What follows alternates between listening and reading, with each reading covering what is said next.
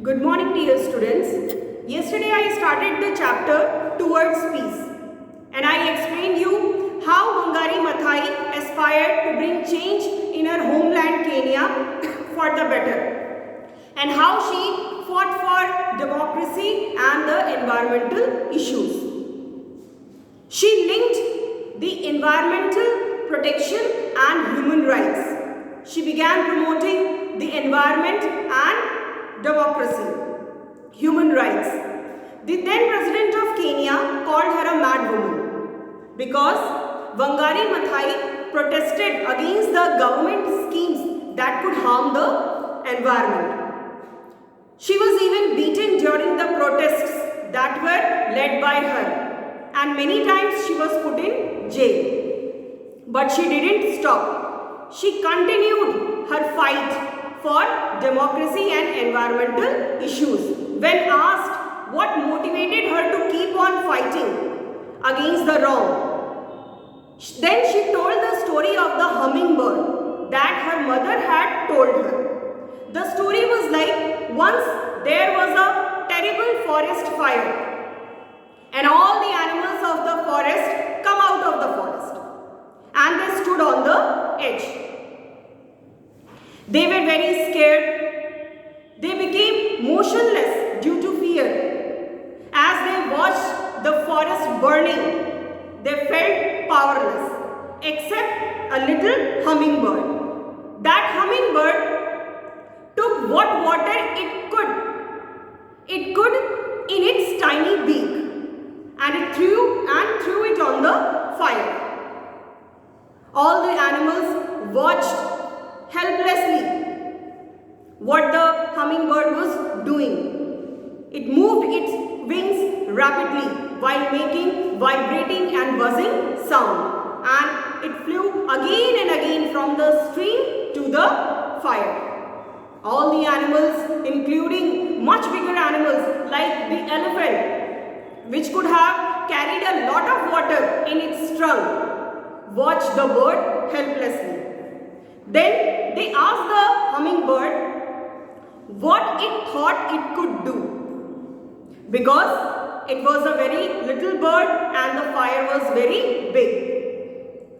So how she could help? Without wasting any time, the hummingbird replied that she was doing the best she could do, and that to her was what all of them should do. So this was the story of the hummingbird that Wangai's mother had told her. Wangari said that she would be the hummingbird, and she was. She devoted all her life in protecting environment and fighting for people's rights. Her efforts have made a difference. Now people know that war, peace, democracy, human rights and degradation of the environment all these are different dots, different elements that are connected to each other, and any problem cannot be solved without considering all these elements together. In her Nobel Peace Prize acceptance speech, she said, "Sustainable development, democracy and peace are indivisible."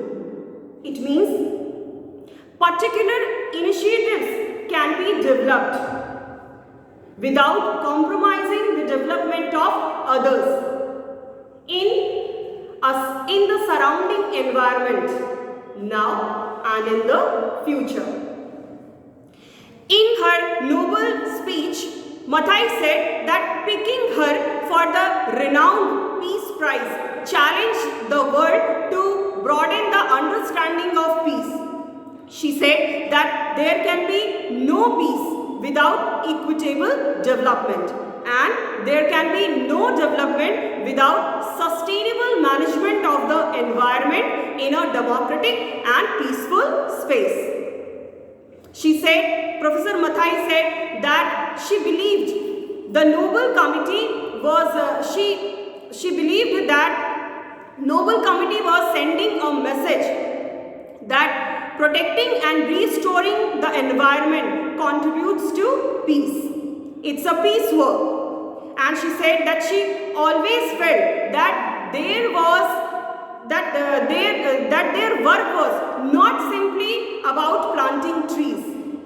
It's about inspiring people to take charge of their environment, the system that governed them, their lives and their future.